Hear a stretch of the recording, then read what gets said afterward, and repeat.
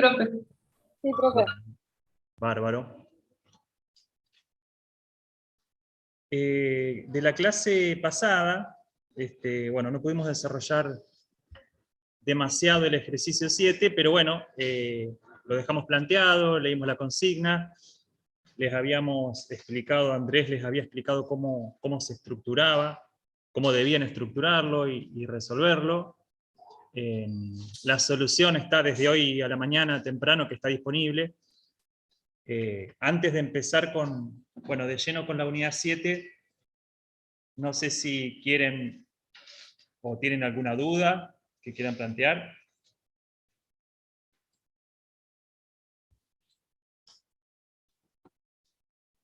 ¿Ninguna duda con el ejercicio 7?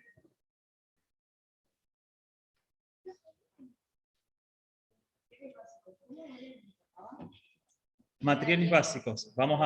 Preguntan por los materiales básicos, cómo era que se obtenía el cálculo. Andrés. Dale.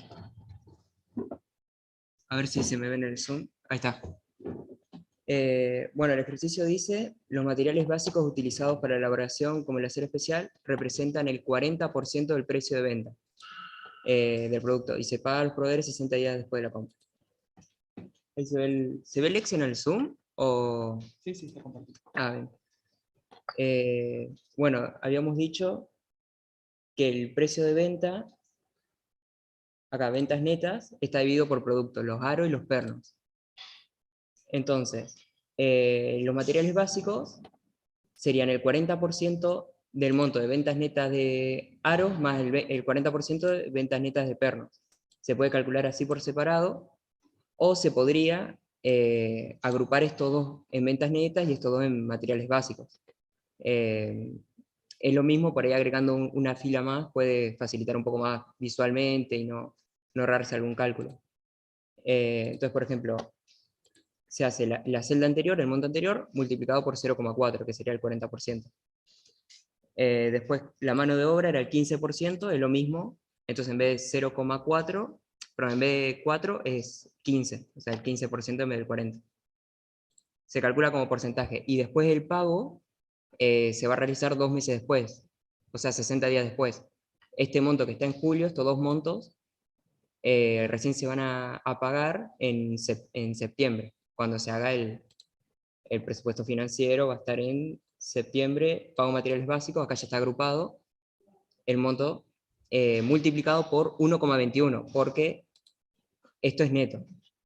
Los materiales básicos está pagado como neto, pero al proveedor se le paga con IVA, entonces se le suma el 21% más. No sé si era la duda, ¿sí? Cualquier pregunta que tengan es una buena pregunta. O sea, no piensen que no, esto, voy a preguntar una pavada. No, pues, si alguien tiene una duda es porque o no se explicó o no se entendió, o y puede ser la misma duda que tiene el compañero de al lado y tampoco se anima a preguntar. Así que pregunten tranquilos. Si es que vieron el ejercicio, si no vieron nada, bueno, pasamos a otro tema y quedarán las dudas para el espacio que hay en el entorno, ¿no? En el entorno, recuerden, hay un espacio, consultas, ejercicios de presupuesto, ahí pueden plantear todas las dudas. En los días que vienen vamos a seguir haciendo visible las soluciones del resto de los ejercicios, pero, como hemos dicho, la idea es que ustedes traten de ir resolviéndolos por su cuenta, y después tengan la solución para que no hagan el atajo de, ¿cómo es la consigna? A ver la solución, que era re fácil al final, resulta que cuando estás en el examen no te parece tan fácil. Bueno, como con cualquier ejercicio de este tipo. Sí. Sí. Yo tengo una duda en cuanto al cálculo del crédito fiscal que refiere a las compras. ¿Por qué no entra la mano de obra y sí entran los gastos administrativos? Porque los sueldos, tanto los sueldos como la mano de obra, esos dos conceptos no están incluidos porque no lleva IVA. Cuando tenés un empleado no se le paga con IVA y tampoco tenés que cobrarle el IVA ni nada. Es algo que está excepto de la ley de IVA, no, es algo que por ley no se cobra. Eso, si en el ejercicio no aclara si la mano de obra o el sueldo es neto o bruto, nunca lleva IVA. Entonces puede que no se lo aclare, pero ustedes tienen que saber que sueldo o mano de obra nunca lleva IVA, así que no se le calcula el crédito fiscal a los dos conceptos. Gracias. Sí. ¿Por qué cuando multiplicaste por las ventas netas, benefició el 40% del precio? Porque, ¿Se escuchó acá. la pregunta en Zoom? Sí, bueno, preguntaron acá en persona por qué los materiales básicos se multiplicaron las ventas netas por, o sea, se sacaron el 40% de la venta neta y no el 40% de las ventas brutas, porque claro, el proveedor se le paga con IVA. Hubiese sido lo mismo calcular acá ventas brutas de estos 4 conceptos y multiplicarlo por ventas brutas, pero acá lo que se decidió, que es otra forma, es calcularlo sin el IVA, o sea, por ventas netas, y en el presupuesto financiero, cuando se resolvió, acá se multiplica por 1,21, entonces acá se convierte en bruto. En vez de haberlo hecho en los datos, haberlo trabajado el 40% de ventas brutas, se trabajó el 40% de ventas netas y después se le sumó el IVA. No sé si me expliqué. Porque a mí me queda suponer que dice que los materiales básicos son el 40% del precio. Del precio. Claro, y el precio se refiere al precio que se le cobra al cliente y el cliente paga con IVA, siempre cuando... Por eso, pero Ajá. yo creo que el 40% de los 250, De tipo del precio del precio, claro, sí, el material básico es 2.250 por cada aro producido. Entonces se multiplica por cantidad, sí, por eso es venta neta, porque es lo vendido por el precio.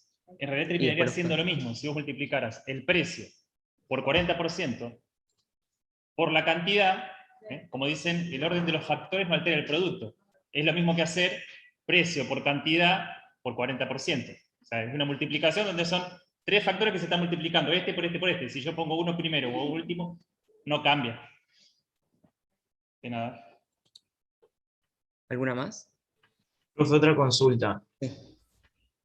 Cuando hacemos el presupuesto financiero y después hacemos el flujo de fondo, en los sueldos de mano de obra directa, al costado aparece que es a 30 días. Sí. Eso en el enunciado no está, pero ¿cómo saben que es a 30 días? ¿Es porque resulta obvio que se Sí, paga justo después de que termina el mes? claro.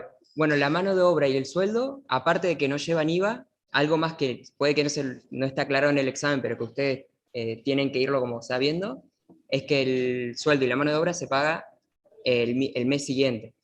Eso pasa en todas las... No, perdón, no siempre, no siempre. Ajá. Porque nosotros de hecho lo vimos antes cuando explicábamos el tema que Sí. hay empresas, o sea, la ley que dice, la ley dice que la tenés que pagar el mes siguiente. O sea, en realidad es hasta el 5º día hábil del mes siguiente. O sea, lo que yo trabajé ahora en octubre, legalmente las empresas, instituciones, tienen tiempo hasta el 5º día hábil, o sea, si hay un sábado o domingo en el medio, puedo terminar cobrando el 7, que sería lo máximo que podría cobrar, el 7 del mes siguiente. Pero hay instituciones, por ejemplo la UNL a mí me deposita el sueldo de docente el último día del mes anterior a las 6 de la tarde. O sea, hoy es 27. Yo el 31 de octubre, bueno, el 31 justo cae domingo. Bueno, el sábado a la mañana o el viernes a la tarde, fíjate, 2 días antes voy a tener el sueldo acreditado. ¿Por qué? Porque esta institución decide, como política, pagarle a sus empleados el último día hábil del mes. En ese caso, es como una política a favor del empleado. No están obligados a hacerlo así, pero a favor del empleado le pagan para que el empleado ya empiece el mes con la plata en el bolsillo, pueda pagar los alquileres, las cuentas, porque a veces ocurre que la tarjeta de crédito te vence el 4 y cobraste el 7 y bueno, se arma un lío. Sí. Pero bueno, acá en la consigna, acá la persona que preguntaba, ¿la consigna no dice que se pagaba al mes siguiente? ¿No dice absolutamente nada? No, profe, por eso yo le preguntaba, porque se me hizo raro cuando controlé que no me daban los valores y tenía que tomar el del mes anterior, sería justamente por los 30 días. Claro, pero fíjate una cosa, ¿sabés de dónde lo podés deducir? Dice, en la parte de sueldos, dice, sueldo personal administrativo y de ventas. 250.000 mensuales, el SAC se abona en 2 cuotas que se pagan en julio y en enero. O sea, no está explícitamente, y en un examen vos podrías preguntar, si tuvieras esto como examen, vos agarrar, levantás la mano y decís, profe, ¿cómo es el pago? ¿El mes de devengamiento o el mes siguiente, como dice la ley? Y se te aclararía. De todas maneras, si la consigna te dice que el SAC se paga en julio y en enero, ¿qué me está queriendo decir? Que cómo paga esta empresa los sueldos. El mismo Al mes siguiente. al mes siguiente, porque el SAC que corresponde a diciembre me lo está pagando Sería en enero. diciembre y junio, claro. Claro. Ujú. Así que a partir de ahí podrías deducir que se paga el mes siguiente. Igual, como dijo Andrés, como norma, como cosa normal, es al mes siguiente. A menos que aclare que esta empresa paga el mes de devengamiento. Si no, lo normal es que sea el mes siguiente. Pero bueno, lo que yo le quería aclarar a Andrés y a todos es que no es que siempre es al mes siguiente, sino que puede ser que ocurra el mismo mes de su devengamiento el pago de salario.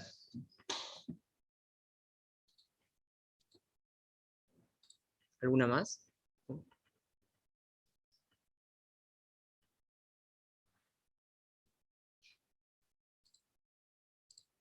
¿En el chat no pusieron? ¿No? No sé si querés. Si quieren, le hago como un comentario de cómo, sí, cómo se va resolviendo. Bueno, los datos lo habíamos visto ya la clase pasada. Bueno, primero se resuelve, el ejercicio solamente pide el presupuesto financiero y el flujo de fondos, así que el patrimonio, el presupuesto económico no haría falta. Bueno, primero el presupuesto financiero, lo que se estimó. Bueno, primero se incluye, bueno, el saldo inicial, el ejercicio decía, me parece que al final, que era 550.000 pesos, así que ese dato ahí lo tenemos. Después se ponen todos los ingresos, que el único ingreso que tiene la empresa es por venta de ambos productos, se podría agrupar o no, acá está desagregado los de Aro y los de Pernos, y el ejercicio decía que se cobraba 30 días después.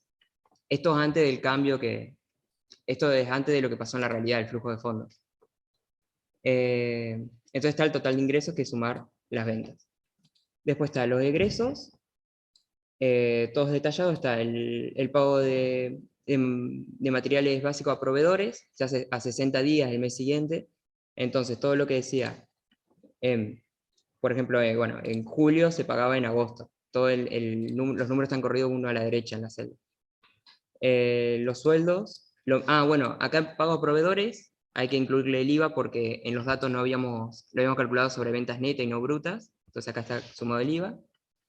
Los sueldos no llevan IVA y la empresa tiene la política de pagar el mes siguiente. Pago a proveedores, esto era creo que era el 10% de las ventas brutas, entonces como calculamos sobre las netas, le incrementamos el 21% por IVA, que se pagaba al contado. El ejercicio seguramente debe decir que se paga al contado. Los sueldos, bueno, ya hemos dicho que la política es pagar a 30 días, y acá, como decía, en un momento que el aguinaldo, acá está, el SAC se paga en 2 cuotas, en julio y en enero. Entonces, enero, bueno, ya no entra en el periodo presupuestario, no hace falta incluirlo.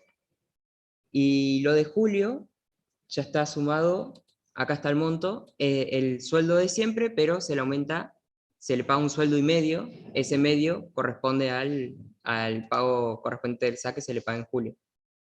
Es un egreso que sale este mes. Se le podría poner aparte, en un renglón poner sueldos y otro renglón aparte que diga SAC y poner acá solamente el monto. Gastos administrativos. Sí. Ese 1,5% refiere al SAC, no Sí. refiere al punto donde dice la mano de obra indirecta significa el 15% y se abona junto con los sueldos del personal. No, eso lo calculamos en los materiales básicos, no, perdón, en la planilla de datos, acá está la mano de obra, es el 15% de las ventas. Ahí está calculado. Entonces, lo que se pasa al presupuesto es 250, que es el cálculo, perdón, estaba leyendo mano de obra, me parece. Acá está el sueldo. ¿Me habías preguntado mano de obra o sueldo? Claro, porque mi duda fue que cómo había aparecido el valor de 375.000, que en realidad no sabía por qué lo multiplicaba por 1,5. Acá está. Esa sería la pregunta. El ejercicio dice, los costos fijos que afronta la empresa son, y el primer punto dice, sueldo del personal administrativo, 250.000 pesos al mes. Ese es el monto que se paga todos los meses, ya está... un segundo. ¿Dónde está el SAC? Se paga en julio. Ah, acá está el presupuesto financiero. Acá está. Ahí están los 250.000 al mes que se paga. Y el ejercicio dice que se abona al término del plazo legal el SAC en 2 cuotas que se pagan en julio y en enero. Entonces es 250 y en julio y en enero, pero en enero no incluye el presupuesto, se paga el SAC que corresponde a ese es un 50%, no es un 15%. El 1,5 es 250.000 más el 50% de 250.000. Entonces ahí está incluido el SAC, ahí adentro en julio. Después, bueno, gastos administrativos se van pagando al contado, así que eso es igual que como habíamos calculado. Acá aparece el préstamo bancario y la seña de operación inmobiliaria que el enunciado decía que en octubre iban a surgir ambas cosas. A ver si decía... Sí, en octubre, 500.000 y 950.000. Creo que esos gastos administrativos tienen IVA incluido ahí. Gastos administrativos, sí. Sí, porque los datos, en la planilla de datos lo hemos calculado sobre netos. Cuando se calcula sobre netos y lleva IVA, hay que aumentarle el 21%. Si en la planilla de datos se calculó directamente sobre montos brutos, o sea, ventas brutas, acá ya no haría falta sumarle el IVA. Acuérdense que el presupuesto financiero siempre tiene que estar cargado el IVA porque es lo que efectivamente se cobra o se paga. Y el saldo IVA a depositar se deposita el mes siguiente, determinado el mes, así que son los montos que habíamos calculado en estos cálculos auxiliares, sería todos corridos una sola a la derecha, es decir, 30 días después se pagará. Y después el flujo de fondos, bueno, sería exactamente igual que el anterior, pero con los cambios que sucedieron en la realidad que dice el ejercicio. El saldo inicial se mantuvo. Ah, los desvíos, sí. Bueno, acá pasó que en agosto teníamos que se vendieron 200 unidades menos de cada uno de los productos y se terminaron vendiendo con 10% de descuento al contado. Entonces lo que se hace es que las ventas eran a 30 días. Entonces en agosto se va a cobrar lo de julio más lo que se cobra al contado en agosto, con el descuento, que es este monto de acá. Y después en septiembre se va a cobrar lo de agosto, solamente el monto sin el descuento, porque este se paga a 30 días y este al contado. Entonces en agosto se cobran estos 4 montos y en septiembre ya sigue normal, se sigue cobrando a 60 días lo como se le vendía a los clientes. Los egresos me parece que no hubo ningún cambio. Bueno, en septiembre que bajó 10% la producción y el proveedor cobró 5% más para los materiales básicos, pero no cambia nada, es solamente cambiar este número y al ser un Excel se va actualizando los materiales básicos, que ya está el nuevo monto. Y bueno, esa es la estructura. El saldo del periodo es restar ingreso menos egreso, saldo final, saldo del periodo más el saldo inicial. Y después se calcularían los desvíos, como habíamos hecho la otra vez, se pone lo real, se pone lo presupuestado, se resta... Fíjense una cuestión, un detalle no menor, que para calcular los desvíos del presupuesto financiero, ya no es necesario la apertura mensual. De hecho, con apertura mensual sería bastante complicado. Entonces, un flujo de fondos y un presupuesto financiero, cuando uno lo arma, siempre es con apertura mensual, porque yo necesito ir mostrando cómo los saldos de cada mes van jugando, como si yo un mes cobro algo, un documento, me va a impactar ese mes y cómo eso lo voy a pasar al mes siguiente. Pero a la hora de hacer el cálculo de desvíos, simplemente tomo las columnas totales, es decir, tanto en el presupuesto como en el flujo, luego en este caso, que eran 4 meses, totalizo en una quinta columna todos los ingresos, todos los pagos de sueldos, todos los egresos y el saldo final. Bueno, esa columna total del presupuesto la voy a comparar con la columna de la situación real, es decir, el flujo de fondos. Esto es importante, como les decía el otro día, el tema de empezar a manejar también el léxico, ¿no?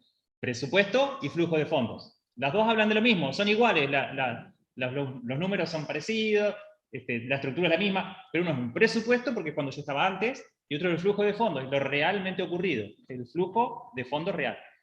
Bien, entonces voy a totalizar ambas columnas, y en una pestaña aparte, que se va a llamar desvíos, voy a colocar una pestaña, una columna, voy a colocar la otra, y por diferencia entre una y otra va a salir el desvío nominal, es decir, cuánto fue el desvío en pesos, y el desvío porcentual.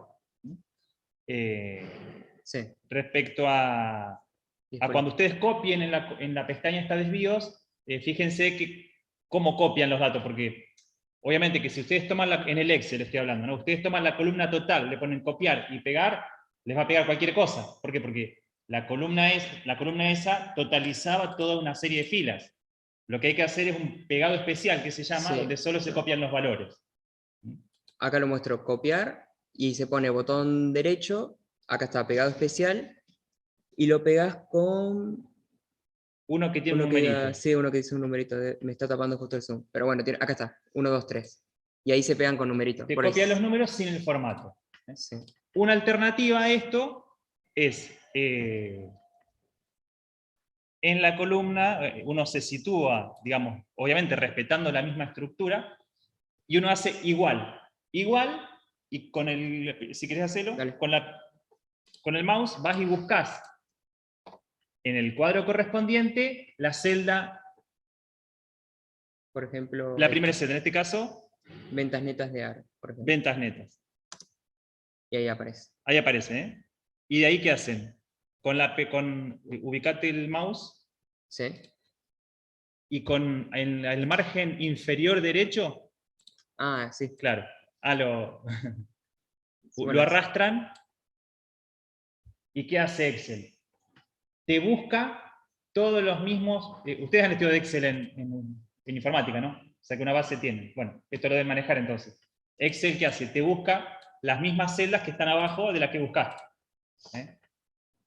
¿Cuál es la diferencia entre estos dos sistemas? Y es una diferencia no menor.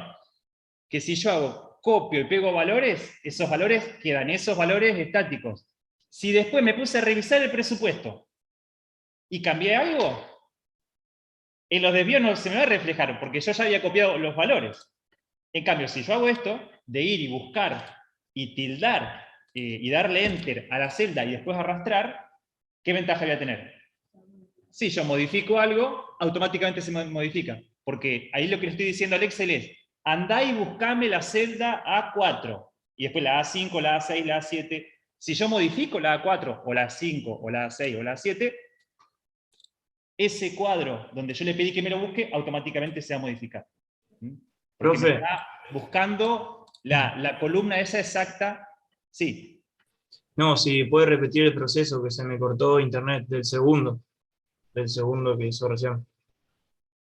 lo de tocar igual, sí. Sí, Sería, por ejemplo, ahora queremos poner lo real. Entonces se pone igual, se va a la pestaña donde está el presupuesto donde se quiere citar. Lo real sería el flujo de fondos. Entonces se cliquea la primera celda del total. Se da Enter y solo aparece. Entonces, en este cuadradito que aparece abajo a la derecha, mantenido apretado, se puede descender por la celda, se suelta y aparecen ya todos los montos, ahí aparecen cargados. Y después, bueno, se pueden ir pintando. No, perdón, ¿no? Y Sí. un truco porque ahí copió solo el contenido. Y como dijimos, el formato es un formato estándar, sin ningún tipo de operación, ni de negrita, ni de nada. Si uno quiere copiar el formato, un truco que hay es, tendría que ser exactamente, acá yo voy del 2282 hasta el final, ¿no?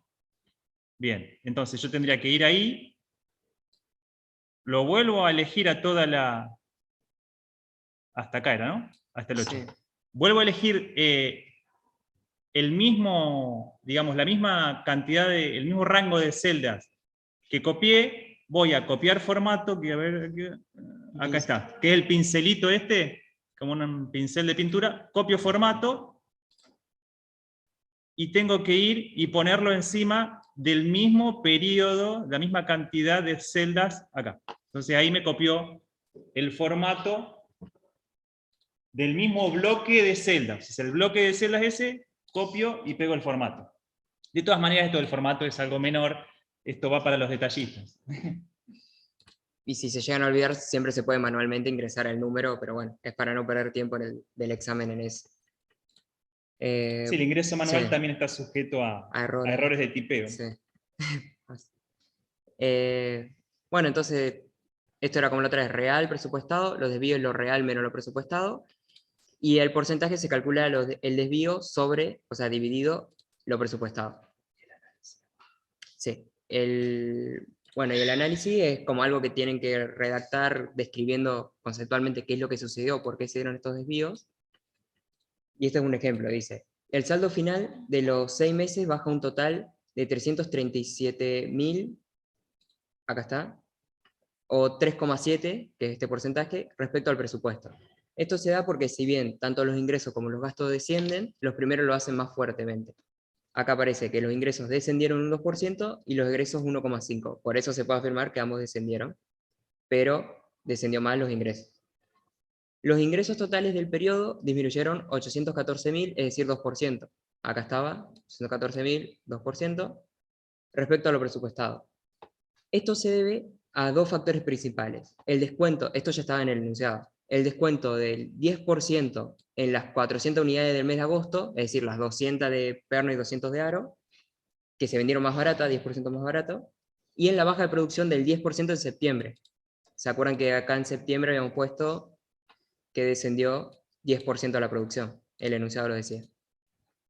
Y los egresos, que también disminuyeron, un 1,5%, lo hacen, bueno, en 1,5, 477.000 pesos.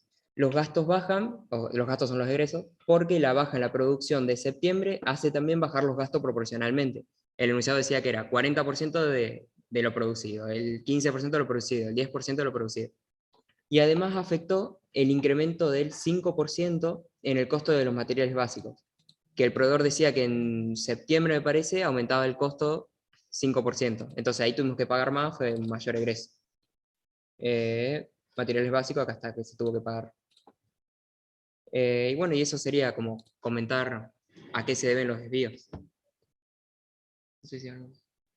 Sí, no, ¿alguna duda, chicos? Ujú. ¿Algo que quieran preguntar? ¿No? Bueno, les irán surgiendo después las dudas, me imagino. Sí. Sí, yo quería preguntarle, Ujú. digamos, porque los desvíos que son negativos, pero no quiere decir que sea algo malo, o sí, o sea, no, Y digamos, se gastó menos o claro, de lo presupuestado, o sea, no hay que poner o no hay que hacer un análisis respecto a si es positivo o negativo esos desvíos. claro, si es negativo en los ingresos es malo porque se cobró menos, pero si es negativo en los egresos, sería algo que está bueno porque se pagó menos de lo que se Excepto que tenía. estés Claro. incumpliendo con alguna obligación social o impositiva. Todo va a depender de cómo y por qué bajó o cómo y por qué subió. Digamos, acá, para los licenciados, porque este pequeño cuadrito de interpretación que les pedimos vendría a ser como el aporte del licenciado a la interpretación de los hechos, ¿no? Generación de información para la toma de decisiones, sería. Cómo yo analizo un desvío y le informo a alguien que tiene que, no sé, o para mí mismo, si yo tengo que manejar un emprendimiento, o para un dueño de una empresa tiene que tomar una decisión, bueno, le digo, mira, pasó esto, o yo para mí mismo digo, a ver, pasó esto, ¿por qué el desvío? ¿Qué ocurrió? ¿Esto es positivo, es negativo? ¿Cómo lo interpreto? ¿Qué tendría que hacer yo la próxima vez? Bueno, evidentemente todo depende, por eso, como dijimos, va a ser positivo o negativo. De todas maneras, las palabras bueno o malo también son siempre relativas, pero bueno, la interpretación va a ser de quien la haga, del profesional que la haga, en este caso ustedes son, digamos, proyectos de profesionales, pero entendiendo que va a ser, digamos, algo positivo o negativo de acuerdo al tipo de desvío que estamos hablando. Les insisto, si me genero un ahorro, pero el ahorro viene porque no vayamos a un extremo de que deje de pagar los sueldos porque me queman la empresa, pero eliminé una capacitación a los operarios para que hagan su trabajo, la eliminé porque me quise ahorrar el costo de los profesores y el costo de las horas perdidas. ¿Eso es bueno o malo? Financieramente, ¿qué va a pasar? Va a ser positivo. Financieramente voy a tener un superávit. Claro. Y me van a venir y me van a felicitar. Che, qué bueno, tuviste un superávit. Ahora, ¿qué estoy haciendo en realidad?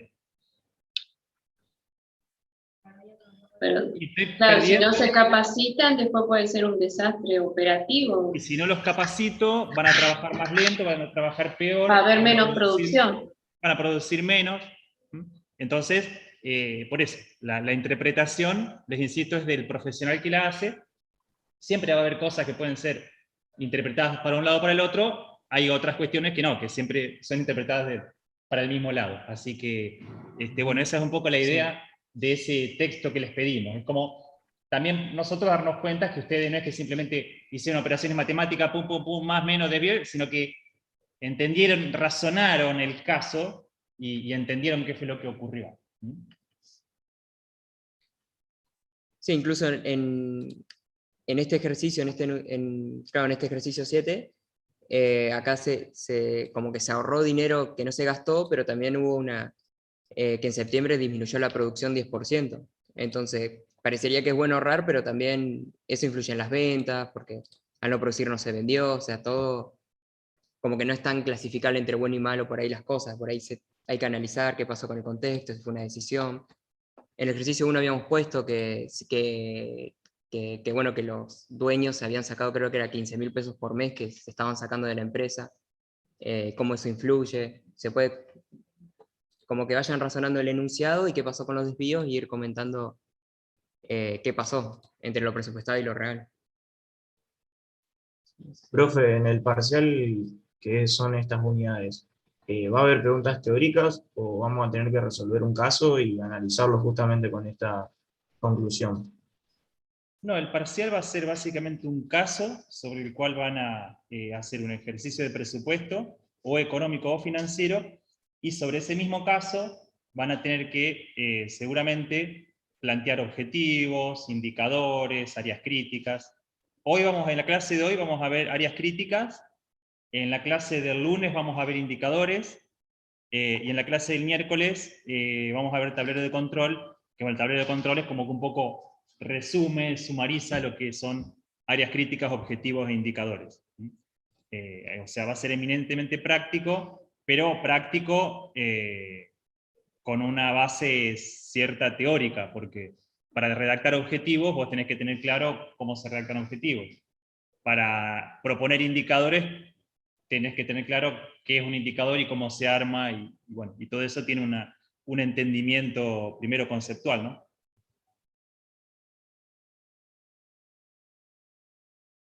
En la unidad 6 lo único práctico sería los presupuestos y todo lo que vimos ahora, lo práctico. La unidad 6 es todo práctico, lo que pasa es que Para hacerlo necesitas lo teórico. en el claro, lo teórico te da la base. Vos me preguntás, por ejemplo, por los capítulos de la Volpe. Sí, Claro, sí. Son un montón, dicen. La Volpe, bueno, no es que la Volpe haya que estudiarlo, hay un montón de cuadros, o sea, no es que ni haya que memorizarse esos cuadros, ni... La Volpe te da el sustento teórico para resolver todo esto. Todo esto que acá en clase te decimos, oye, tenés que poner esto, tenés que hacer aquello, la Volpe te da todo el sustento para que lo hagas. De todas maneras, si bien el alumno que aprueba el parcial individual, que es práctico, en el final no tiene estos contenidos, piensen que, por ejemplo, un alumno libre, si ustedes no tienen la suerte de aprobar el parcial y además el trabajo grupal y demás, el alumno libre puede tener una pregunta teórica sobre qué es un presupuesto económico, o qué es un presupuesto de ventas, o qué es el presupuesto integrado, o alguna pregunta teórica de todos los temas que hemos visto sobre presupuesto. O cuáles son los métodos de presupuestación, lo que explicó Andrés, los presupuestos por programas, etc. ¿Cuál es un método de evaluación? Todo eso en el parcial no va a estar, pero, insisto, lo tienen que entender para resolver luego lo práctico, y como comentario adicional, aquel que rinda libre sí puede tener preguntas teóricas sobre presupuesto. No, no tiene recuperatorio. Es a matar o morir. Bueno, y un último comentario acá, bueno, ya que estábamos con el Excel, un último comentario respecto a, bueno, obviamente la utilidad de trabajar con Excel y de haber hecho esta pestañita de datos básicos, ¿no? Que una vez que ustedes tenían este cuadro base, que lo armábamos, recuerden, en base a lo económico, a lo devengado, decíamos, bueno, ¿qué ocurría cada mes, ¿no? En enero yo vendía tanto, en febrero tanto, compraba esto, compraba aquello, en enero, en este caso, bueno, julio, agosto. Y lo útil del Excel, de decir, bueno, cuando yo tengo que armar el presupuesto, la primera línea de ingresos, ¿no? Por ventas de aros, dice, en julio. Fíjense cómo es la fórmula, ¿no? ¿Qué dice la fórmula? Igual datos, C9 por 1,21. Vamos a la pestaña datos, C9, porque ¿qué dice? Que yo los aros los cobraba a los 30 días. Entonces, en la pestaña esta de datos, fíjense que hay dos columnas. ¿Por qué dos columnas? Porque hay algunas cosas que eran a 30 días y otras a 60. Como es un presupuesto financiero, yo sé que para los hechos que ocurren en el mes de julio, sí o sí me tengo que ir hasta mayo. Por lo menos para algunos ítems. Entonces esas dos columnas se tienen que agregar para esta información que yo voy a necesitar. Entonces, fíjense cómo en este caso ventas de aros eran ventas netas. En el presupuesto financiero, ¿yo qué tengo que poner como ingresos? ¿Las ventas netas? No, las ventas brutas. Por eso se le agregaba el 1,21. Entonces, les quiero mostrar una cosita. Bueno, a ver.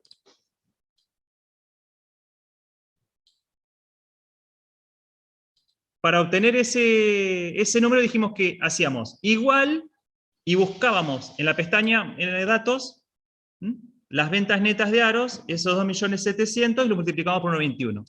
Y entonces después, este es otro truco de Excel que seguramente ustedes también conocen por haber aprendido informática, van a ese puntito negro que aparece en el margen inferior derecho de la celda, ¿y qué hacemos? Arrastramos, mantenemos apretado con el dedo índice el botón izquierdo del mouse, tac, y automáticamente, o sea, no tengo que ir y buscar cada mes. ¿Qué hago al arrastrar? Le estoy diciendo a Excel, Excel, si para los ingresos de julio te pedí que vayas a las ventas netas de junio de la hoja de datos, o sea, un mes anterior, lo multiplica por 1,21, ahora para agosto, anda a la celda de al lado y multiplícalo por 1,21. O sea que para los ingresos de agosto va a tomar las ventas netas de julio por 1,21. Y para los ingresos de octubre, toma las de septiembre, es decir, va a ser la misma operación en forma lineal hacia la derecha. Entonces, lo bueno de lo fantástico del Excel es que ustedes solo, si las condiciones permanecen igual para todo el periodo, que siempre es el caso, ustedes simplemente calculando la primera columna del primer mes, después simplemente arrastran. Obviamente para los ítems y los conceptos que tienen todos los meses el mismo comportamiento. Si yo digo que compré un rodado en octubre, bueno, no hay nada para arrastrar. En octubre compré el rodado. Claro, acá también pasa que se quiere calcular la producción del mismo mes, o sea, en julio, de la de julio, y multiplicarla por el precio de aros, que es este de acá. El tema es que si se arrastra así, va a dar error porque va a estar, por ejemplo, en la celda esta, va a estar tomando la celda de la derecha. Entonces lo que se hace es, se le agrega dos signos peso. Ah, no está dejando porque estoy en el Zoom, pero bueno, con F4 me parece, te agrega F2, a ver si lo pongo. Ah, F4 es para congelarse. No me toma. Bueno, se puede manualmente escribir el signo peso. ¿Dónde está el peso? Acá. ¿Alguien más tiene calor aparte de mí? ¿Sí? ¿Querés ir a decirle a los muchachos? Ah, ¿está el control de aire? Ah. Oh, ¿cuál será? Pasa que por el tema coronavirus no sé si No, nos va a no se dejar puede. cerrar. Pero bueno, no, ya sé, pero viste que vamos a evitar, ¿no? Ya sé que digan que el profe de planeamiento y control los contagió a todos los alumnos. Sí, No sé si es uno de estos. ¿será este? Ahorita. Che, Santiago, ¿querés probar? A ver si nos da alguno. ¿Lo dice atrás? La verdad que está heavy acá.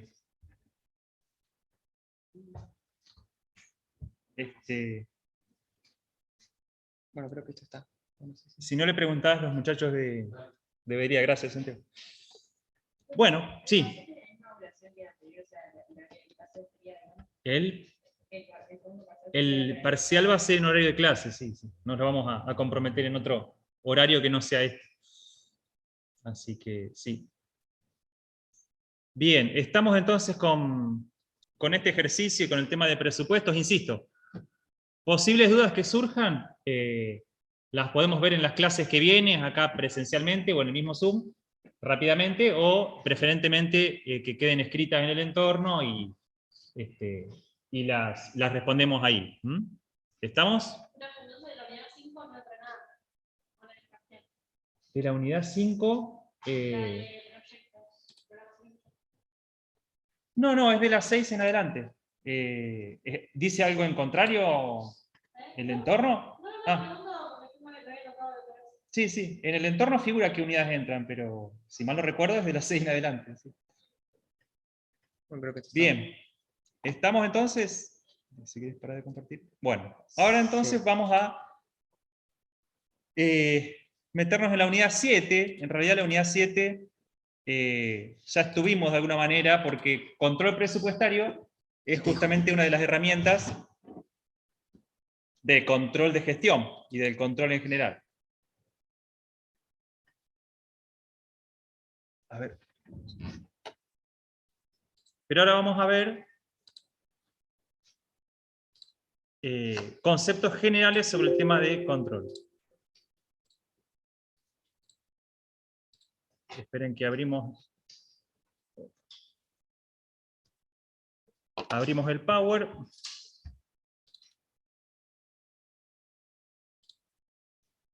F5 era para... A ver. Pantalla completa. No, compartir.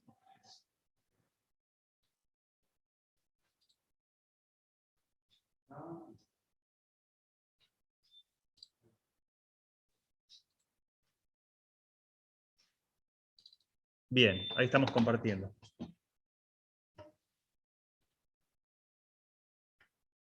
Bien. Bueno, prefiero el ruido. El calor. El mismo control para todos. Ah, se abre todo. Ah. Sí, esto es lo mismo.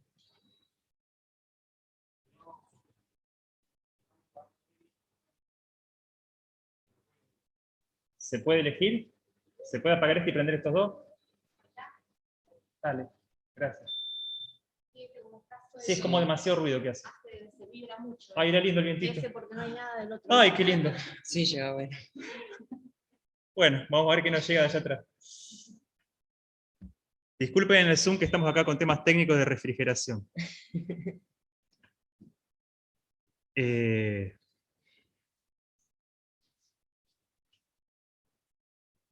Bueno, así que decíamos que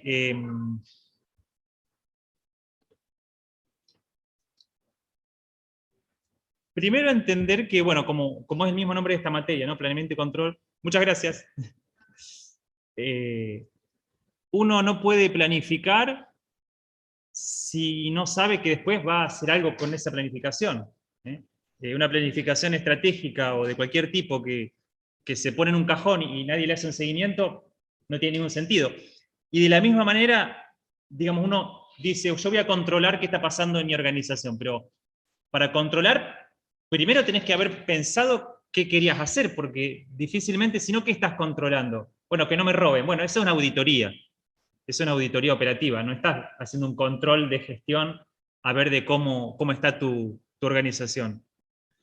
Entonces, bueno, el planeamiento y el control tienen esta dinámica además de retroalimentación mutua, porque en la medida que uno va supervisando qué es lo que va ocurriendo, cómo se van cumpliendo los objetivos, el entorno, los inputs que tengo desde diferentes variables, uno al mismo tiempo va retroalimentando y generando como una nueva planificación a su vez. Es decir, no es que el 1 de enero tengo que tener la planificación hecha y hasta el 31 de diciembre no la miro y todo en el medio fue la operación. No. Las organizaciones dinámicas, de alguna manera, los mismos datos y los hechos que van ocurriendo en el día a día van generando un input para lo que uno había planificado y pensado, ir realizándole las correcciones correspondientes. O sea, mucha gente dice que, bueno, vivimos en un mundo cambiante, tan cambiante que, bueno, la verdad que no vale ni la pena planificar. Y no es así. O sea, que las cosas cambien, que el entorno sea, tal vez, que tenga variables muy sorprendentes o que nos pueden llegar a cambiar nuestros planes, no quiere decir que uno no tenga que tener una hoja de ruta. Pero bueno, esa hoja de ruta tiene que ser lo suficientemente flexible para yo ir adaptándome a esos cambios. Por eso se dice que es un proceso en constante repetición. Constantemente estoy, de alguna manera, entre comillas, planeando y controlando. Sea esto un proceso formal, con documentos y con análisis y demás, o un proceso informal, o sea, pymes, pequeñas empresas que por ahí están manejadas por un emprendedor y sus colaboradores, y por ahí el contador es un externo, no contratan a un licenciado porque no les alcanza, y no tienen una planificación formal. Pero bueno, en la cabeza del emprendedor o del gestor está esto de a dónde quiero ir y de alguna manera ir corrigiendo con lo que va ocurriendo. Esto, bueno, Mitzberg lo comenta cuando habla de la planificación, digamos, realizada, la planificación emergente. O sea, lo emergente es todo aquello que me va surgiendo en el camino y que me puede ir modificando lo que yo había pensado en su momento. Bien, entonces, inputs. No, cuando digo inputs es todo aquello que ingresa. Inputs tiene que ver con algo que ingresa. El coronavirus fue un input. Para el gobierno nacional, por ejemplo. El input del coronavirus los hizo tomar la decisión de que todos nos encerremos antes de que aparezca el primer caso de coronavirus. Bueno, eso fue un input. Vos tenés un input y tomás decisiones en base a eso. Obviamente que esto afectó a todas las empresas, a las organizaciones, y cada cual se fue acomodando como pudo. Fíjense que, bueno, muchos comercios empezaron a implementar por ejemplo, más que nada lo que es comida y demás, los envíos a domicilio, que por ahí antes no lo tenían. Bueno, obviamente que, como en todo cambio importante, en todo cambio radical, siempre los cambios suelen agarrar mejor parados a aquellos que estaban preparados, o sea, aquellas organizaciones que ya habían comenzado, por ejemplo, con algún tipo de teletrabajo, como una forma de que los empleados, no sé, estén más contentos, o de hacer más eficientes ciertas reuniones, y bueno, a esas empresas, por ejemplo, las reuniones por Zoom y el teletrabajo les resultó algo casi natural. Empresas tradicionales que no les interesaba la tecnología y que hacían todo como hace 40 años, y se les complicó. Entonces siempre el entorno es dinámico y cambia, pero siempre agarra mejor parado aquel que ya tiene alguna preparación previa. Así que bueno, acá nosotros lo que vamos a ver en esta clase es un poco una introducción al tema de control, cómo fue evolucionando el concepto de control a lo largo del tiempo, los componentes y requisitos de todo proceso de control, y los tipos de control que existen, y entre ellos el que más nos interesa, que es el control de gestión. Y bueno, vamos a finalizar con algo de control de áreas clave. La clase que viene, como les decía, vamos a profundizar áreas clave, y más que nada indicadores, y en la clase de miércoles que viene, Santiago va a desarrollar tablero de control.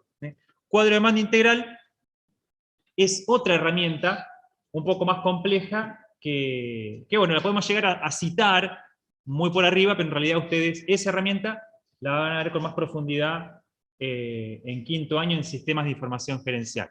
Así que nosotros vamos a ver tablero de control, pero no vamos a profundizar en cuadro de mando integral. Y bueno, el control presupuestario, que tiene que ver con el control, pero por cuestión didáctica, pedagógica, ya lo adelantamos. O sea, como hicimos los presupuestos, dijimos, bueno, damos junto el control presupuestario, que es que tiene que ver con lo mismo, y bueno, y después nos metemos bien a explicar qué es el control. Bueno, algunos conceptos de qué se entiende por control. Fíjense, el primero tiene que ver más que nada con, fíjense, hay algunas palabras claves ahí. ¿Qué palabras clave observan? Información. Información. Aquel que realiza el control de gestión, o el control de una organización en clave gerencial, tiene el uso de información como principal herramienta de trabajo. Supervisar. Es decir, ¿qué hago con esa información? Superviso la evolución de la organización. Es decir, el control que nosotros vemos es un control que tiene como input, tomando la palabra, la información de la organización en todos sus niveles, para que esa información la analizan personas que están entrenadas y que entienden cómo analizarla, para saber cómo estoy evolucionando en función de los objetivos planteados. Esa es un poco una definición bastante concreta, específica y abarcativa de lo que nosotros entendemos por control. ¿Hay algo en el chat? Vos, Santiago, si vas viendo... La Volpe. Debe ser una pregunta que quedó colgada del tema presupuesto. La Volpe es control presupuestario, el capítulo 9, sí. Bien, entonces estábamos con el tema de las definiciones de control, y fíjense la definición de Amat, una definición que, ¿qué palabra utiliza ahí? Es una definición distinta, ¿no? Influir. Es la primera palabra con la que comienza la definición, y fíjense, habla de influir. El control entendido como una manera de alterar el comportamiento de los demás en la organización, para que vayan todos en conjunto, para que todos vayan a cumplir los objetivos que nos habíamos planteado, pero de manera, digamos, influyendo en ellos. Controlar como sinónimo de algo positivo, ¿no? Porque control, uno la palabra control la suele asociar como algo negativo, ¿no? Como algo de... entro a un negocio y me controlan a ver si... o salgo del negocio y me controlan a ver si no me robé algo. Controlo a ver la caja, a ver si no te falten 10 pesos. O sea, uno tiene ese concepto de control. Pero como lo entendemos acá, nosotros lo entendemos como control de gestión. Es un control a nivel gerencial que tiene que ver con esto, con que las personas en la organización hagan lo que se supone que tienen que hacer en base a objetivos que pudieran haber estado planteados de manera consensuada y democrática, como vieron en lo que es la administración por objetivos, con lo cual es de alguna manera ayudar a que las personas hagan aquello que ellos mismos dijeron que querían hacer. Por supuesto, todo eso en un marco, o sea, no es que, pero yo quiero hacer esto. No, pero bueno, pero no es que vos haces lo que querés. Vos haces lo que podés o lo que querés, pero en función de una estrategia, bueno, esa es la participación o la determinación participativa de objetivos. Pero bueno, nosotros entendemos así, el control como manera de ir hacia una meta, todos juntos, donde necesito información para saber si estoy llegando o no, pero bueno, siempre con la idea positiva de cumplir los objetivos, lo cual, bueno, no quita que no pueda haber algún comportamiento que que uno deba marcar como deficiente, y bueno, se corregirá. Pero básicamente la idea es esta, es usar información e influir para el logro de objetivos. Bien, ahí en los apuntes tiene un autor francés que se llama Lorino, que bueno, acá vamos a ver algunas filminas, vamos a resumir ese apunte, es un apunte corto, no van a tener problema en su lectura, que de alguna manera explica esta evolución en el concepto de control, ¿no? Cómo fue cambiando el concepto de control, podemos decir de principios del siglo XX a la actualidad, aproximadamente en 100 años, ¿no?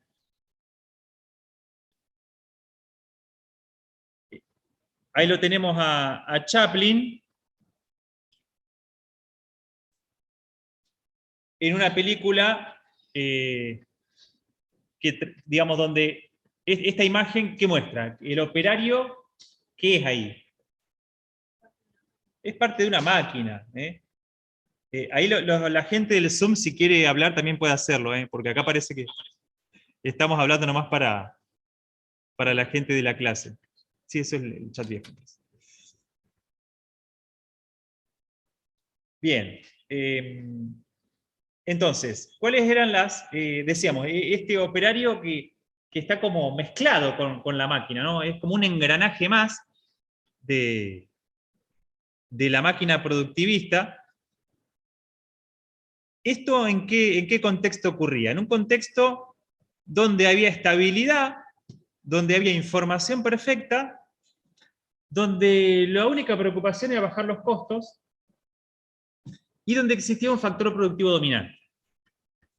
O sea, estabilidad en el sentido de que las cosas permanecían, digamos, bastante similares y estables por mucho tiempo quiere decir muchos años.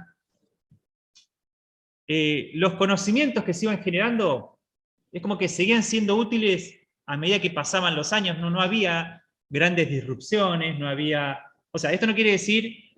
A ver, a principios del siglo XX apareció la gripe española y mató, no sé, a 10 millones de personas. Ocurrían cosas que estaban afuera de la planificación, pero nos referimos, digamos, a la cuestión de la gestión de una organización. Lo externo variaba muy, pero muy poco, lo que hacía que a nivel interno uno se maneje con variables ciertas, variables que se fijaban en un momento y luego quedaban estáticas, ¿no? Los estándares, ¿qué es un estándar?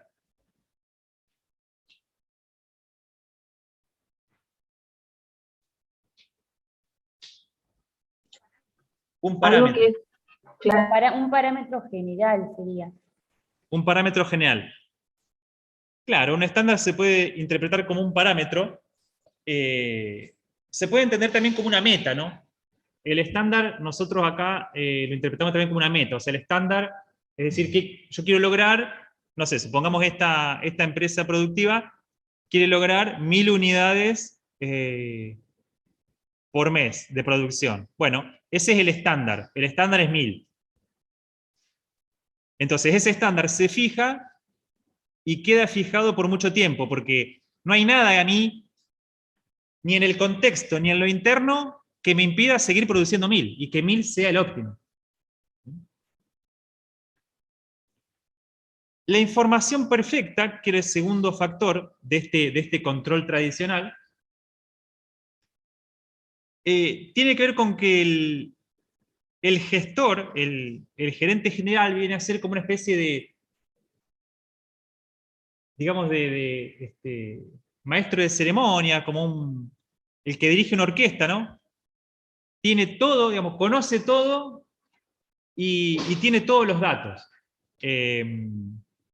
Entiende todos los procesos y no hay nada que lo sorprenda ni que se le escape de su conocimiento.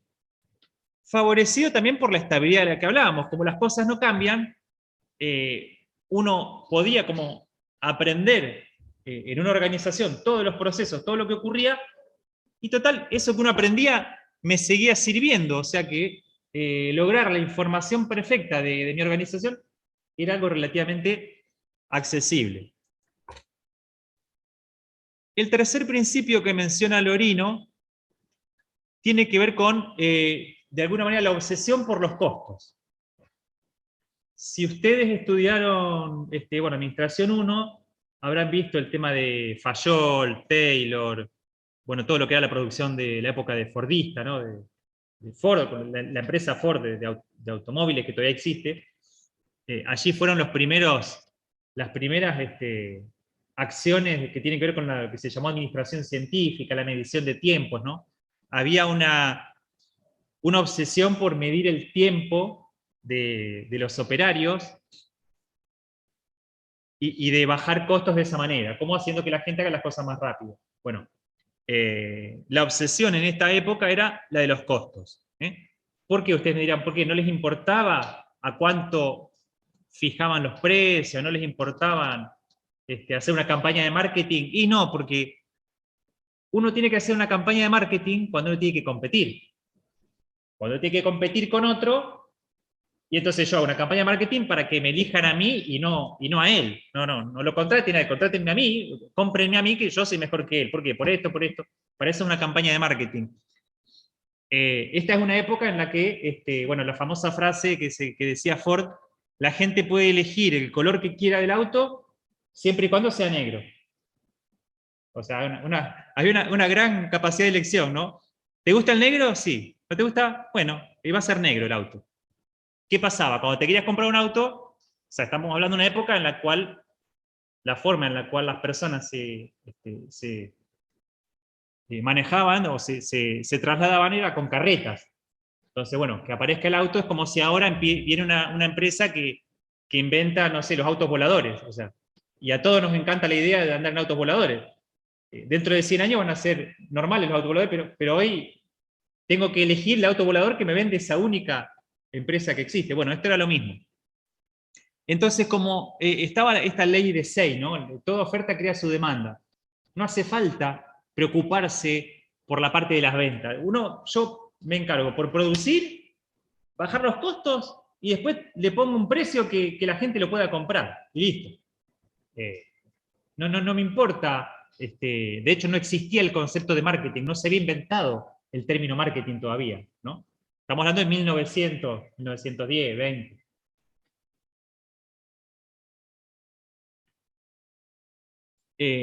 Bueno, y lo de los costos, y esto del auto negro de Ford, bueno, el auto era negro. ¿Alguien sabe por qué el auto de Ford era solo negro? Fíjense en esta obsesión por bajar los costos, ¿qué ocurría?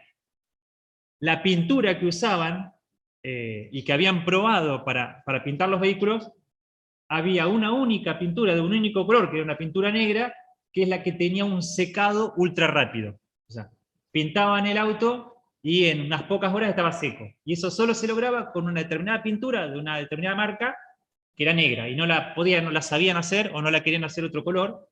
Entonces, como la obsesión era hacer todo en el menor tiempo posible, el tiempo de secado de la pintura era un tiempo más de todo el proceso productivo. Entonces, como la obsesión era bajar los tiempos para bajar los costos, el auto iba a ser negro. Y total, la oferta crea su demanda. Este es el contexto del que estamos hablando.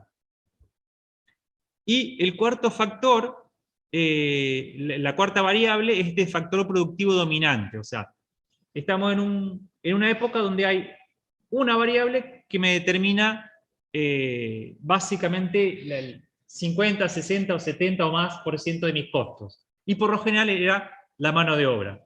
¿Por qué? Porque estamos en épocas de poca automatización. Había mucho de artesanal, si bien Ford también inventó las primeras líneas de producción, ¿no? Esto de las etapas secuenciales de producción, donde de la materia prima iban haciendo la carrocería, después eso pasaba a otra etapa.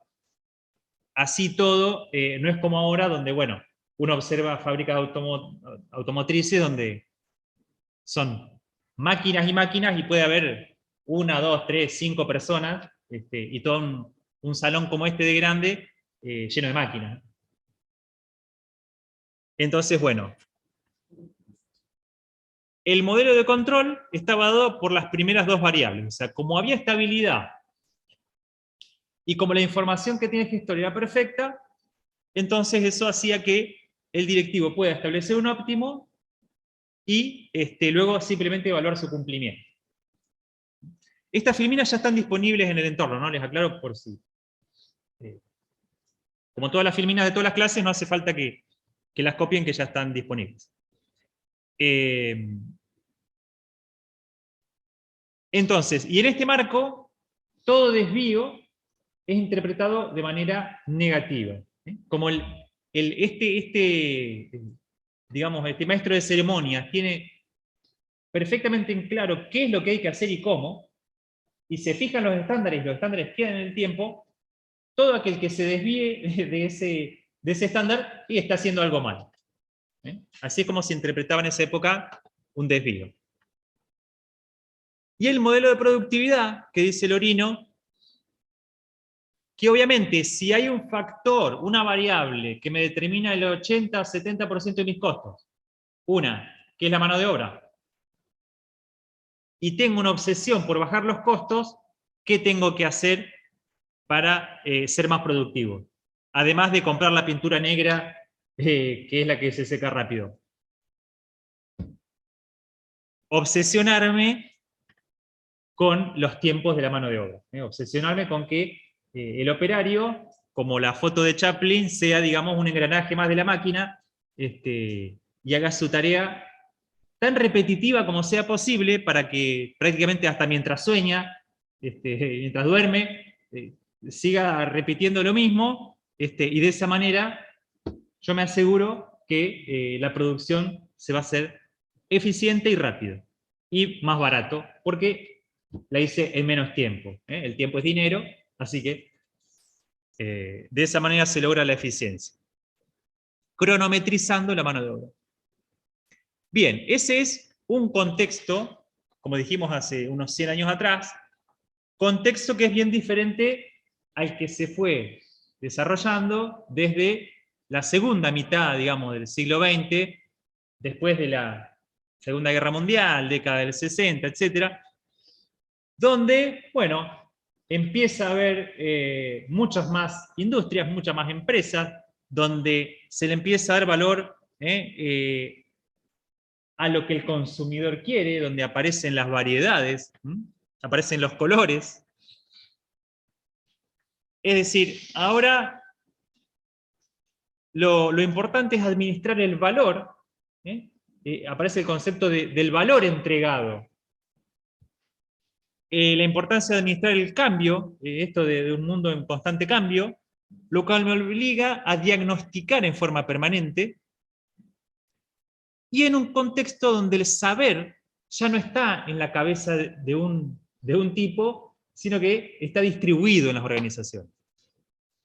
Cuando decimos administrar el valor, básicamente quiere decir que un poco gracias al marketing, pero un poco porque también es así, uno puede crear más valor en el consumidor, bueno, esto es bien marketing, sin por ello aumentar el costo. ¿A alguien se le ocurre un ejemplo de esto?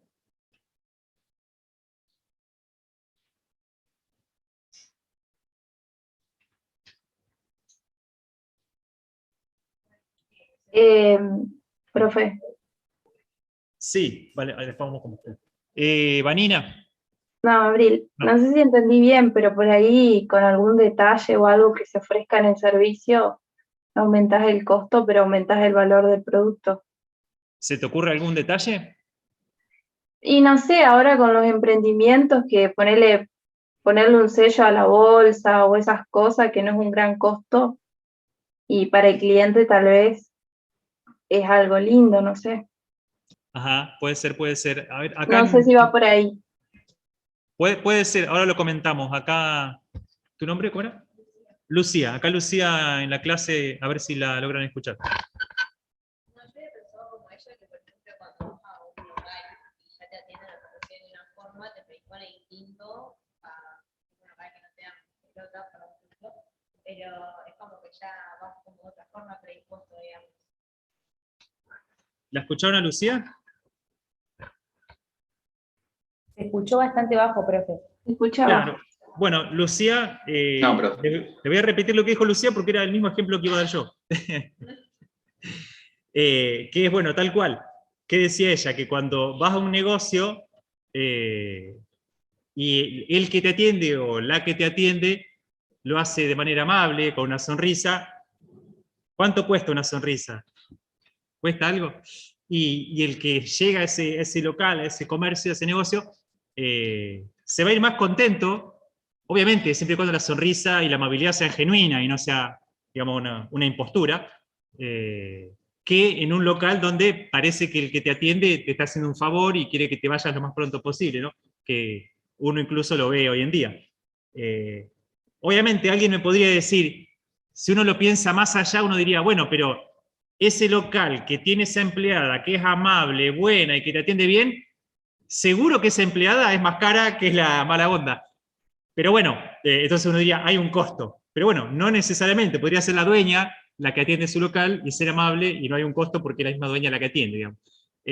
O sea, podríamos encontrarle el pero a ese ejemplo, pero para mí es un ejemplo muy claro de cosas que no tienen un costo realmente y que cambian la experiencia de aquel que tiene ese servicio. Bueno, hay otro...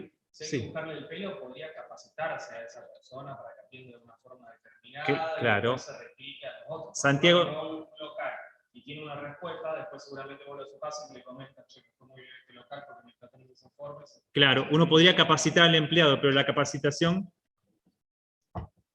es costosa. Digo, por eso si hay que buscar un pelo, como bueno, también puede ser un... Claro, a eso iba, pero la capacitación tiene un costo. Ahí estaría, bueno, sería un local que quisiera implementar alguna estrategia de diferenciación a través de una mejor atención, capacitando a sus empleados. Pero bueno, ahí sí tendríamos un costo. De todas maneras, bueno, no es inválido, quiero decir, esta idea de administrar el valor. Uno administra el valor porque este es otro concepto que antes no había, que es, yo te puedo vender, digamos, el mismo celular en un local y en otro, y si yo capacité a la persona y es amable y te explica cómo funciona, y por ahí una persona mayor compra un celular y se va con el celular con las aplicaciones más importantes descargadas y le explicaron cómo... Por ahí se lo vendieron al celular 2.000 pesos más caro, pero fue y eligió ese lugar porque todo ese servicio añadido. Entonces, bueno, un poco esta es la idea de administrar el valor, que uno a veces puede dar un valor adicional y que ese valor no necesariamente tiene que ver con el costo del celular, o como diría Ford, el auto pintado de negro, pum, te lo pongo. No, por ahí hay servicios añadidos, detalles, cosas que, costando o no costando, hacen a lo que es, hoy se entiende como experiencia de compra o la experiencia del usuario, ¿no? ¿Mm?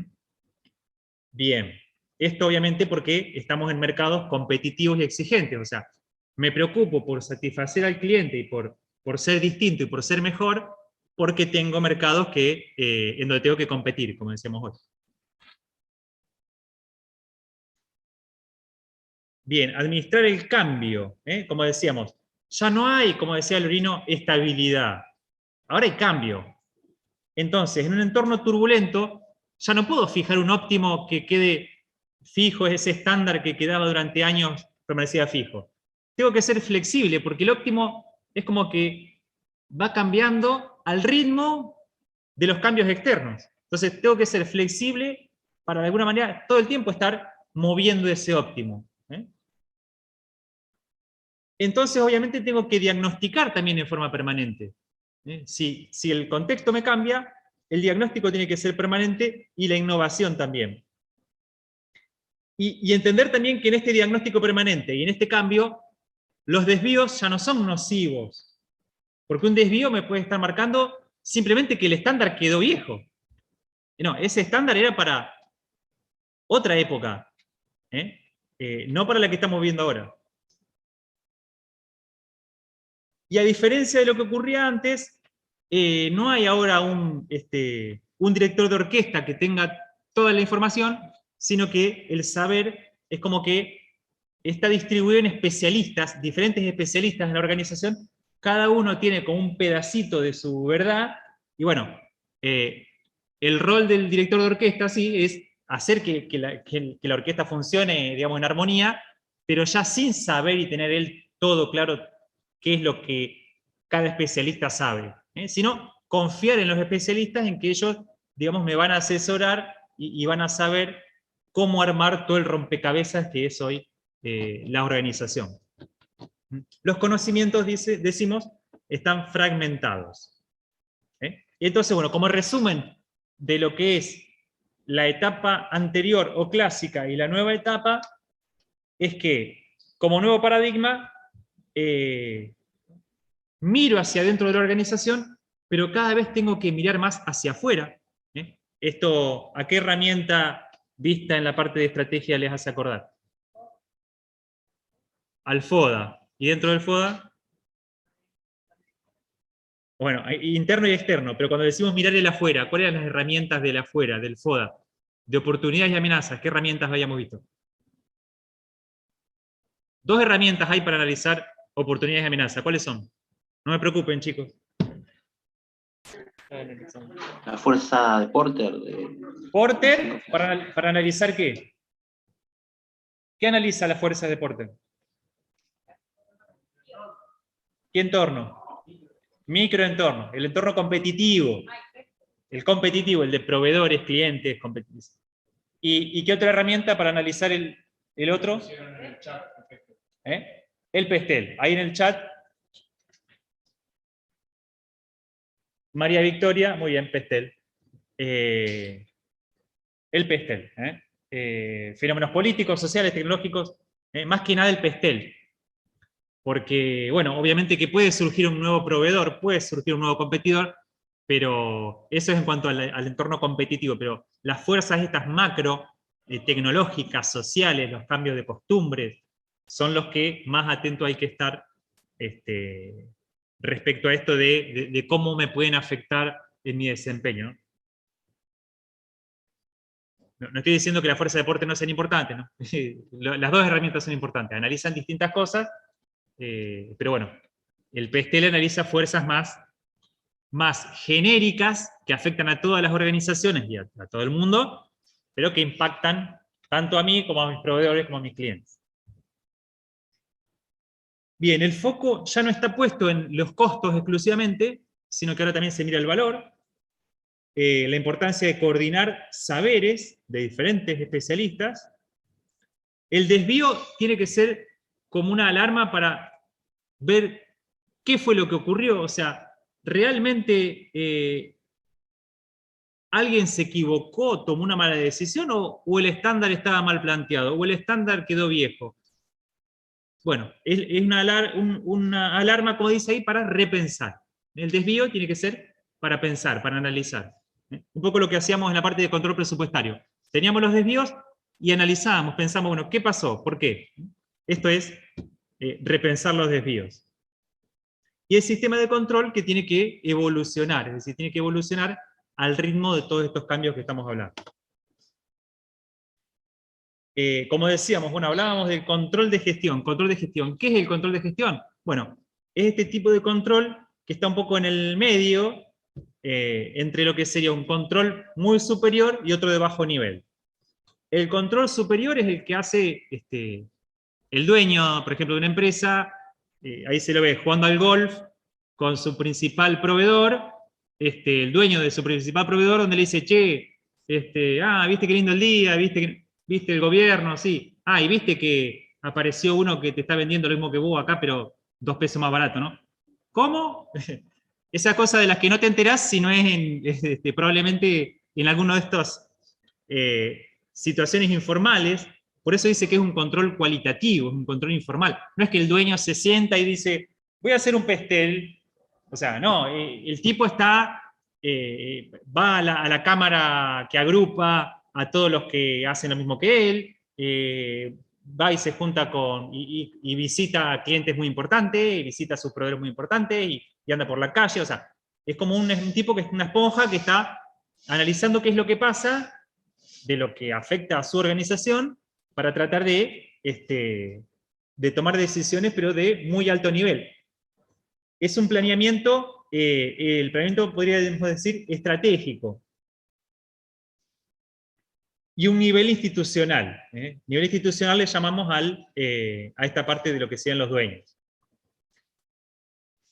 En el otro extremo, el control operativo es un control que tiene foco en las tareas, o sea, es un control programado, es el control que podría hacer una máquina se pone un rojo porque está recalentando, o un inventario a ver si tengo todos los productos en la estantería, o una conciliación bancaria. Esos son controles operativos. Al control de gestión esto no le interesa en lo más mínimo. O sea, el control de gestión le escapa, digamos, lo que es el control ese que hace el dueño jugando al golf, le escapa, y le escapa también el control de bajo nivel. El control de gestión es un control que toma como input a la planificación estratégica y hace foco en toda la organización, sería en todo lo que es la parte interna de la organización, haciendo foco en las funciones, los objetivos, los recursos y los individuos.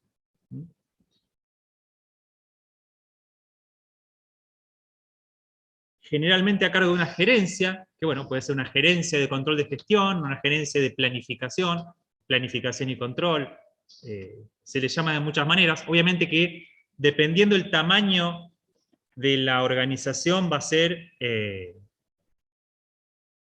qué tanta importancia o qué tan separado pueda estar un área, ¿no? Ustedes saben que cuanto más grande una organización, más áreas tiene, más se puede especializar la gestión, ¿no?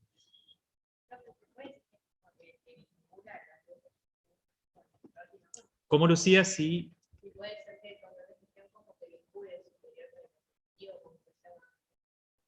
Si vincula los dos tipos de control anteriores. En realidad es distinto. A ver, lo que va a tener con el control superior, lo que va a tener es que el control, digamos, la planificación estratégica, que está en el marco de lo que los dueños, por ejemplo, de una empresa dicen que es lo que quieren a largo plazo, lo que ellos te digan que es lo que quieren a largo plazo es lo que el área de planificación y control va a tener que tomar para elaborar un plan estratégico, por ejemplo. Y el control operativo, no, el control operativo, ya te digo, es un control muy programado, muy repetitivo, muy automatizado. Al control de gestión lo que le interesa es un poco todo lo que vemos acá. Es el control que haría, digamos, un licenciado en administración. O sea, partir de una planificación estratégica, más un diagnóstico FODA, plantear grandes objetivos, objetivos intermedios, mediano, corto plazo, hacer una presupuestación y después ver desvíos. Desvío de objetivos estratégicos, desvío de objetivos intermedios, desvío de objetivos presupuestarios. ¿Para qué? Para corregir a tiempo y para acomodar el desempeño de la organización a lo que queremos y hacia dónde queremos que vaya esa organización. ¿Cómo lo hace esto del control de gestión? A través de estas herramientas. A través del control presupuestario, como ya lo vimos. La contabilidad puede ser otra herramienta, la contabilidad de gestión también, las auditorías, los controles a través de indicadores, el tablero de control. Bueno, son todas herramientas que utilizan desde el control de gestión para hacer este tipo de control. Todo esto tiene que ver también con la unidad que viene, que es la que vemos el lunes, que se llama justamente control de gestión, donde vamos a seguir ampliando todo esto, así que bueno, no se preocupen si queda algún cabo suelto.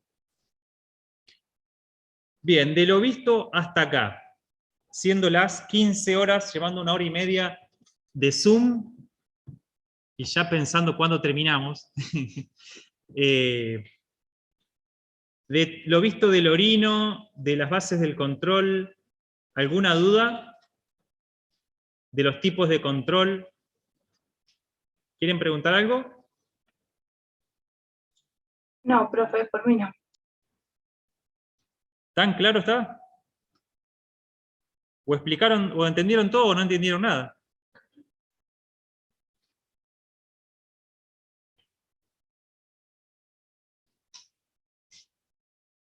Bueno, entonces, no habiendo ninguna duda,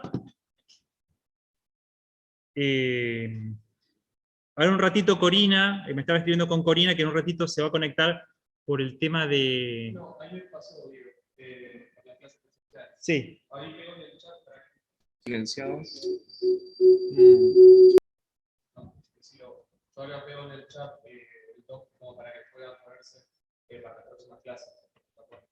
Estén atentos al chat de los que están en el Zoom y los que están acá, bueno, estén atentos que vamos a ver cómo lo solucionamos los que no están en el Zoom. ¿El entorno lo toca? Sí, sí, lo puedo colgar.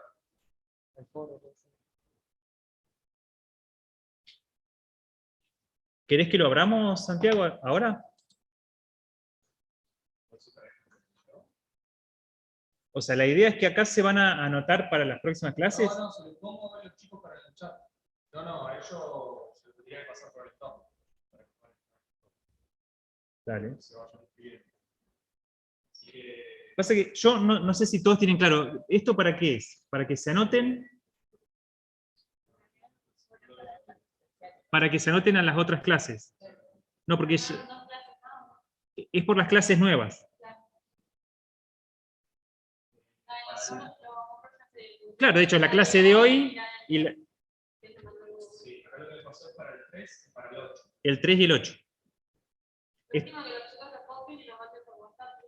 Ah, tienen un WhatsApp acá. Ah, ¿el grupo? Sí. Ah, bueno, listo. Mucho más práctico. Yo lo paso por el chat. Yo digo que nos metan a nosotros en el WhatsApp, chicos. O sea. Se pierde, ahí aparece el WhatsApp paralelo. Sin profes. Mandalo al sin profes.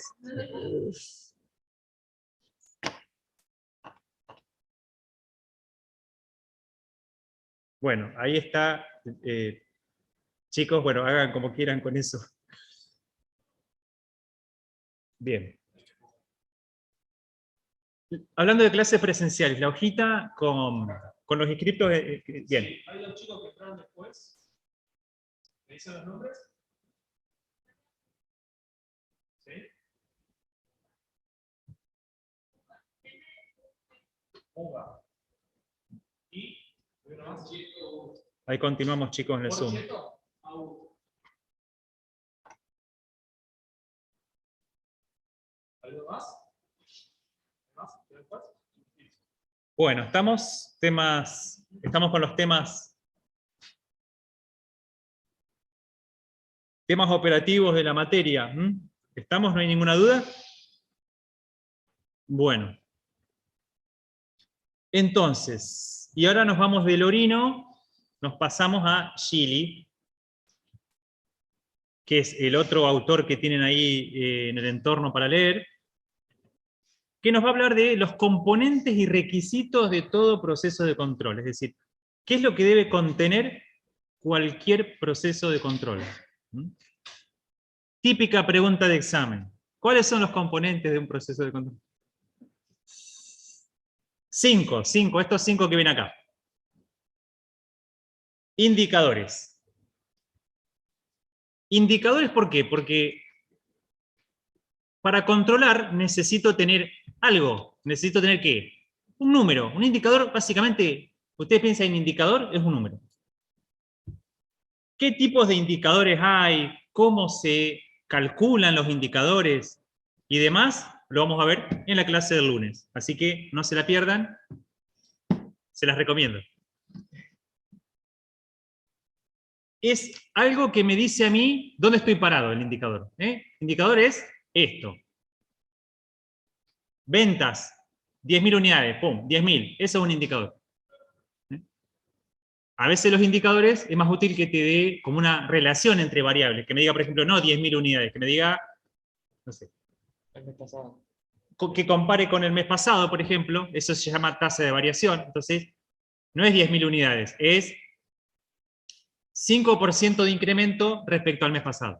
Pero bueno, como les dije, vamos a ampliar el lunes. Pero por lo pronto sepan que un proceso de control tiene que tener un indicador, tiene que tener un número, algo que me diga dónde estoy, qué es lo que da el número de tal variable. Bien, planificación. ¿Son los ratios, profesor? ¿Perdón? No, son los ratios. ¿Puede ser? Claro, ¿O es un otra cosa? sinónimo.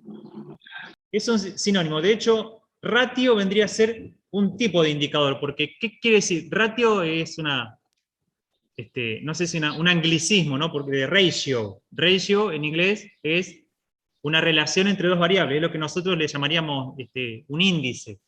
¿Mm? Un índice entre dos variables. Esto que dijimos de, por ejemplo, un ratio sería unidades producidas por operario. Produzco 10.000 unidades, produzco 500 unidades por operario. Ese es un ratio. ¿Eh? Acá somos 3 profesores y hay 45 chicos. Hay 15 alumnos por profesor. Ese es un ratio. Está bueno 15 por profesor. Bastante poco. Bueno, no cuento lo de Zoom, disculpen. Ya, se me va el ratio al diablo. Bien. Exactamente, ratio, indicador, podríamos tomarlo como un sinónimo. Planificación. Y acá volvemos a la primera filmina de la clase. Planeamiento y control. Si dijimos que siempre que uno controla lo hace en base a una planificación, y planeamiento y control también se dice son dos caras de la misma moneda, evidentemente todo proceso de control, ¿qué tiene que tener? Un planeamiento. O sea, todo proceso de control, a la hora de yo contrastar ese indicador que tengo, ese primer elemento, ¿contra qué lo voy a contrastar? Contra algo que determiné en la planificación.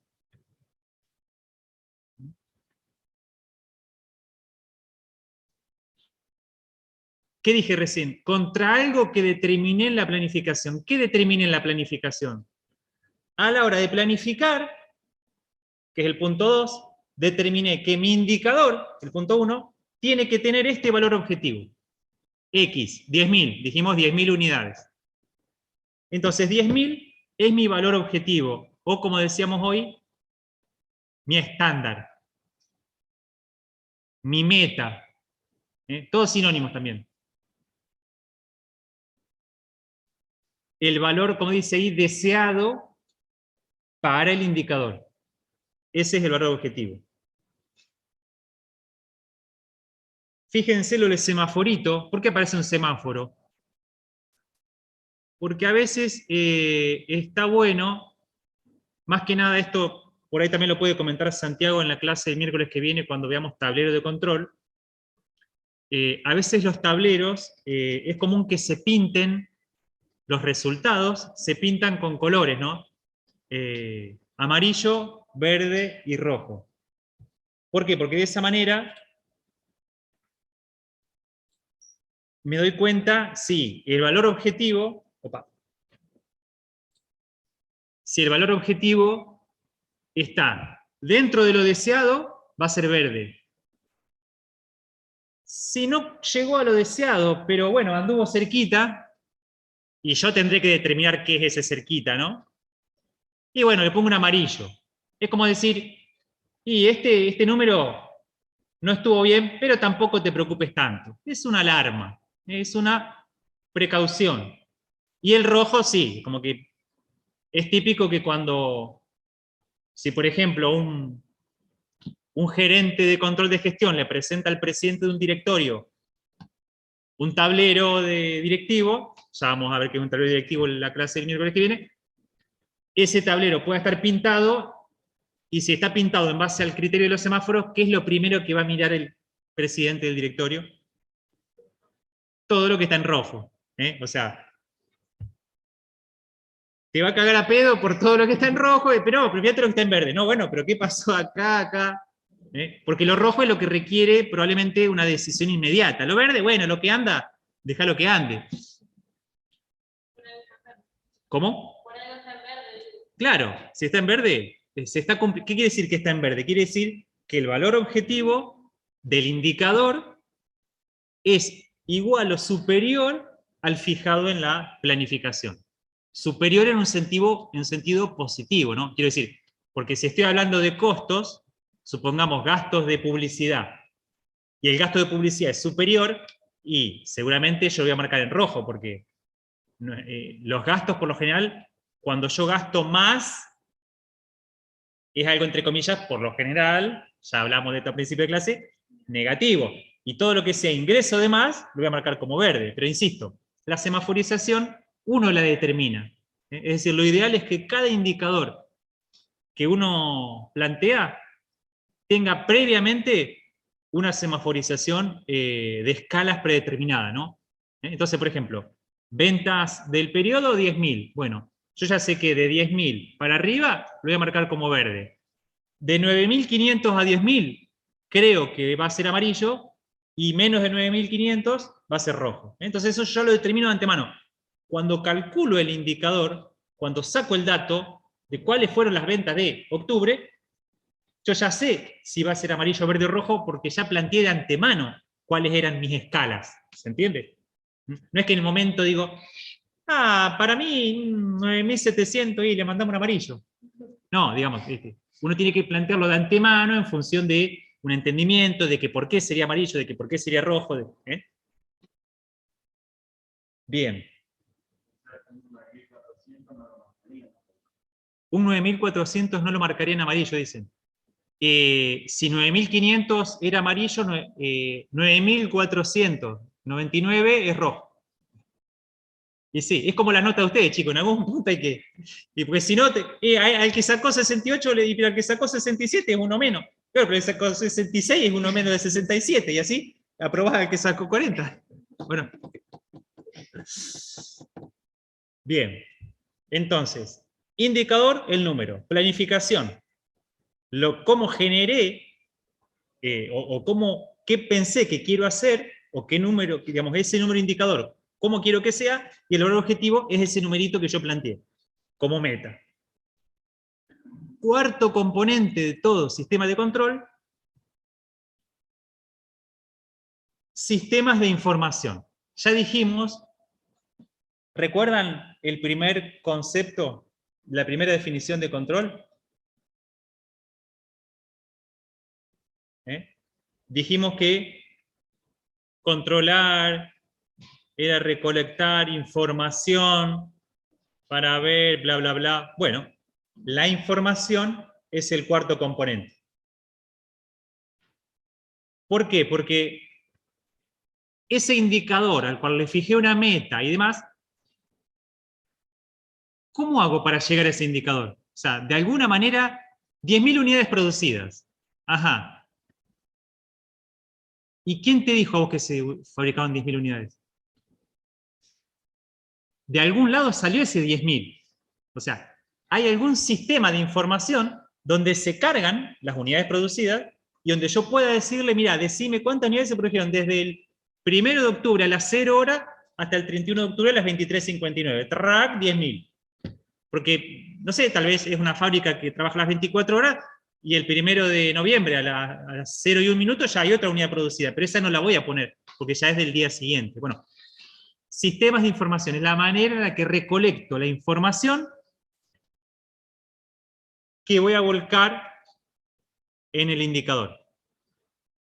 Sistemas de información que obviamente, si se trata de un organismo, de una organización, que tiene lo que se llaman sistemas integrados, el Tango Gestión y todos estos sistemas integrados, probablemente en ese sistema tengas todo, o sea, desde cuántos empleados hay, cuántas horas extras hicieron, cuántas unidades produje, cuántas vendí, todo va a estar en ese sistema de información. Muchas veces no es el caso. Muchas veces hay organizaciones que no tienen tal nivel, digamos, de implementación de sistemas informáticos. En ese caso, aquel que ejerce el control de gestión y por ahí tiene que comunicarse con el área de recursos humanos para que le brinde los datos de personal, con el área de ventas para que le diga las ventas, con fábrica le tenés que pedir las unidades producidas, con Es decir, a veces te encontrás como buscando información de un montón de lugares para poder armar y centralizar todo, ¿no? ¿Qué fuente externa puede tener? Por ejemplo, la tasa de mercado. Claro, fuentes externas. Podría haber fuentes externas si es que en mi tablero de control y en mi planificación yo fijé como importantes datos externos. Vamos a suponer que ustedes son una empresa importadora, ustedes importan celulares para venderlos acá en la peatonal. qué variable externa sí o sí van a estar mirando, no, todo el día, minuto a minuto. El dólar. El dólar. ¿Por qué? Porque lo que valga el dólar es lo que va a valer el producto que vos estás vendiendo. Son productos importados. Entonces, puede haber variables externas que uno incorpore a un tablero. También lo vamos a ver con Santiago el miércoles que viene. Así que, y estos sistemas de información, que está bueno que estén diseñados correctamente, está bueno que se generen, digamos, de manera adecuada, porque lo que suele pasar en las organizaciones, bueno, es lo mismo que les puede pasar a ustedes cuando buscan algo en Google, ¿no? Hoy en día no es que uno no tenga información a mano. Hay tanta información disponible que la habilidad está en detectar aquella que es útil. De hecho, creo que una de las grandes habilidades que ustedes deberían tener al salir de la facultad, aunque parezca, no, semejante pavada, si no, no es una pavada, es tener un problema o tener que buscar información sobre algo y saber a qué fuentes ir, leer una página y decir esto sí, esto no. Es decir, en Internet hay tantas cosas, de hecho hay tantas personas que forman una opinión en base a, bueno, por eso aparecen las fake news y demás. Bueno, ahí me fui un poquito por las ramas, pero quiero decir, es importante porque la información nos sirve a nosotros para tomar decisiones. De la misma manera que las fake news sirven a un político para embarrar a otro político con una mentira, pero la gente compra. ¿Por qué? Porque las personas no son de chequear, ni de tomarse la molestia, che, ¿será verdad esto? Y uno ve, a mí me pasa en grupos de WhatsApp de gente grande, fíjese, grande como yo, ya viejos, che, mira esto, qué bárbaro, lees 3, 4 comentarios, sí, hay que matarlos a todos, ¿eh? Y googleás esa situación que te están mostrando ahí, la googleás, te aparece chequeado.com, es mentira que tal cosa, tal portal, esto que es mentira. Y vos decís, muchachos, me parece que es mentira, fíjense, pum. Y era mentira.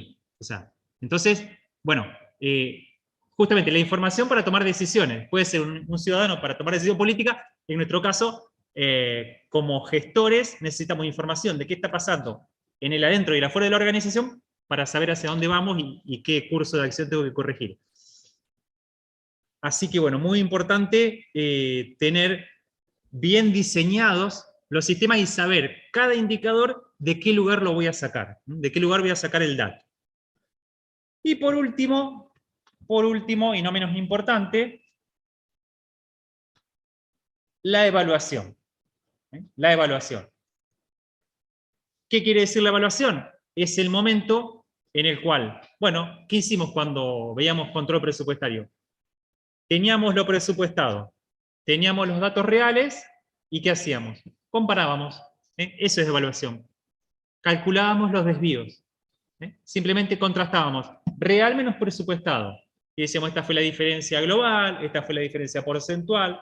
Es decir, es evaluar la situación del indicador y compararla con mi valor objetivo.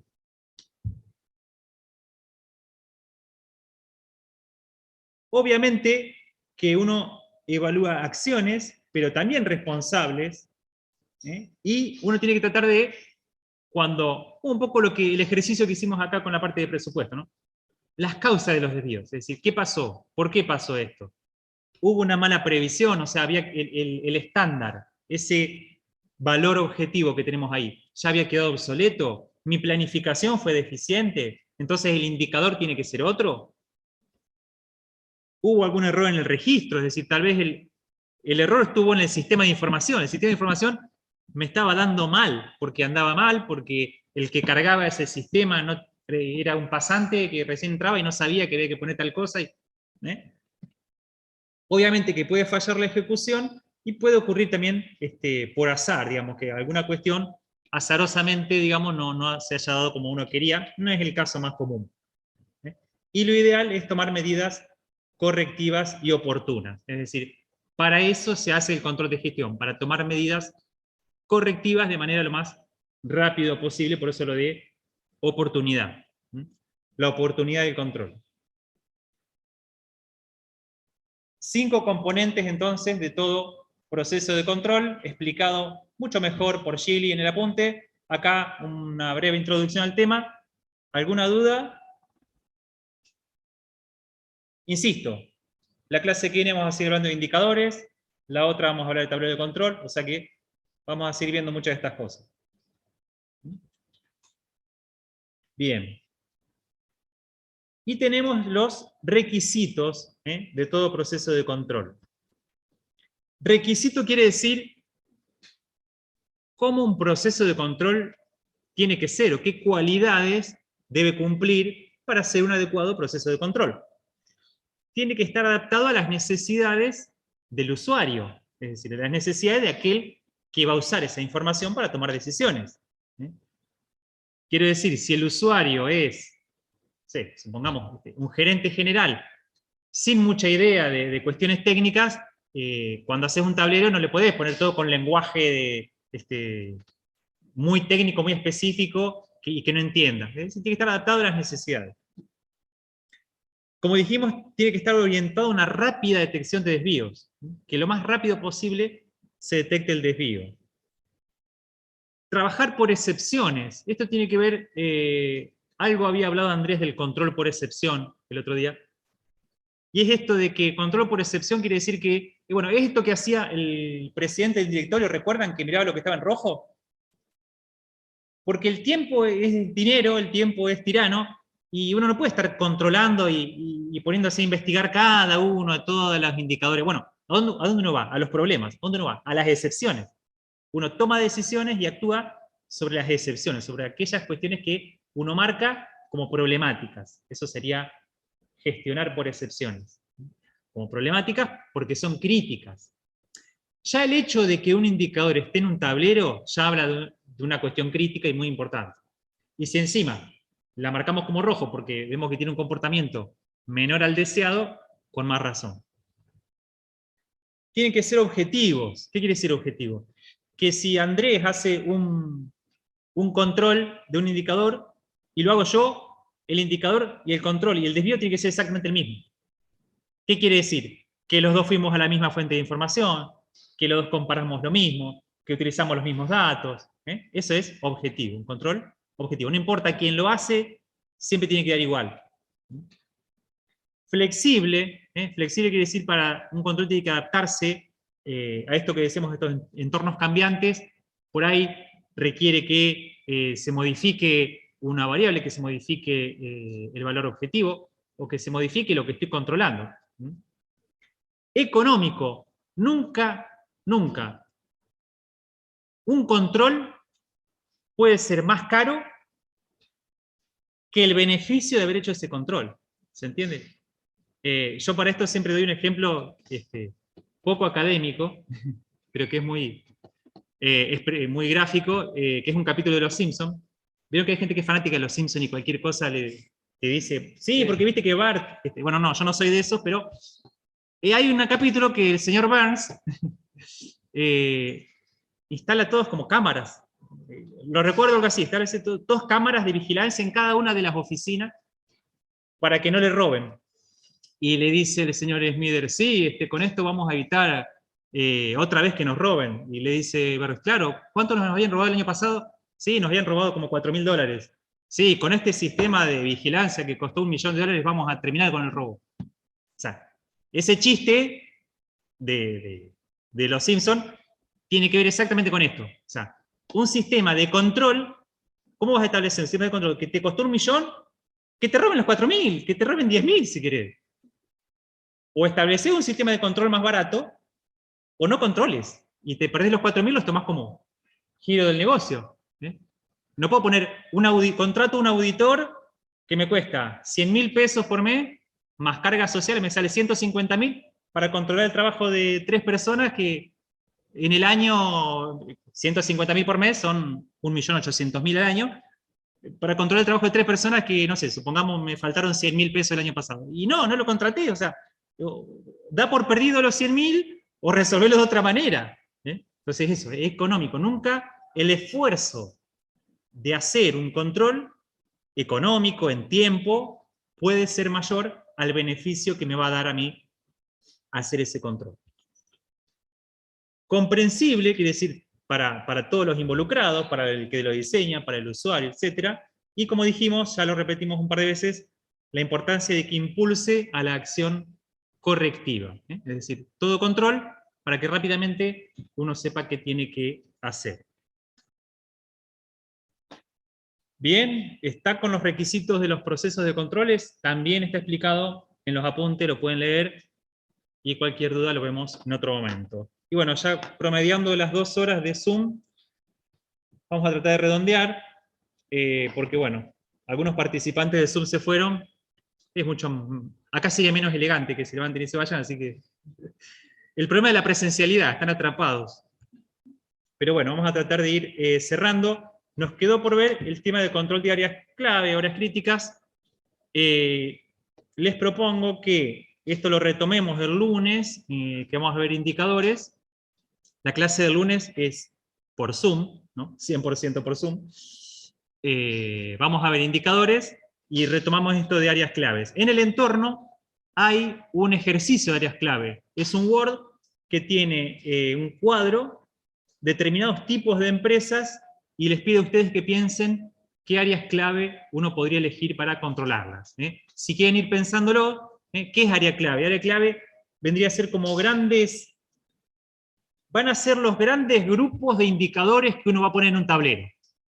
Grandes grupos de indicadores que uno va a poner en un tablero. Por ejemplo, un área clave podría ser, bueno, a veces se confunde con funciones, mucha gente los toma como sinónimos, ¿no? Función finanzas, función ventas, función personal.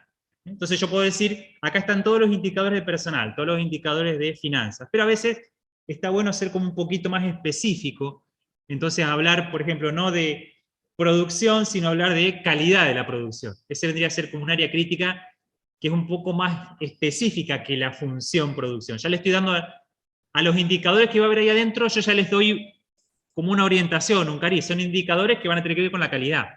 ¿Por qué? Porque a esta empresa le interesa mucho la calidad, ¿se entiende? Entonces, bueno, estos son ejemplos de áreas clave, y la idea es que ustedes traten de pensar, por supuesto, son ejemplos, no es que esto es taxativo, son todas las áreas críticas que puede haber, no, de ninguna manera. Ustedes tienen más ejemplos en los apuntes que están en el entorno. Si pueden para el lunes, traten de tener leído ese cuadrito, tenerlo familiarizado, y si pueden vayan pensando, porque ¿qué ocurre? Diferentes tipos de organizaciones requieren el control a través de diferentes áreas claves y diferentes indicadores. Entonces es empezar a pensar esto, empezar a pensar qué tipo de grupos de indicadores o áreas críticas yo voy a utilizar para qué tipo de organizaciones. ¿Estamos? Bueno, si no hay ninguna duda, ningún comentario, Santiago, Andrés. ¿Dudas en el Zoom? ¿Todo bien? Profe, ¿van a subir las soluciones de todo el ejercicio del presupuesto? Sí, la semana que viene van a estar todas subidas. Vayan resolviéndolos ustedes sin la solución y después subimos la solución. Genial, gracias. De nada. Bueno, chicos, muchas gracias por la paciencia. Y nos estamos viendo. Chao, profe, gracias. Chao, chao. Gracias, profesor.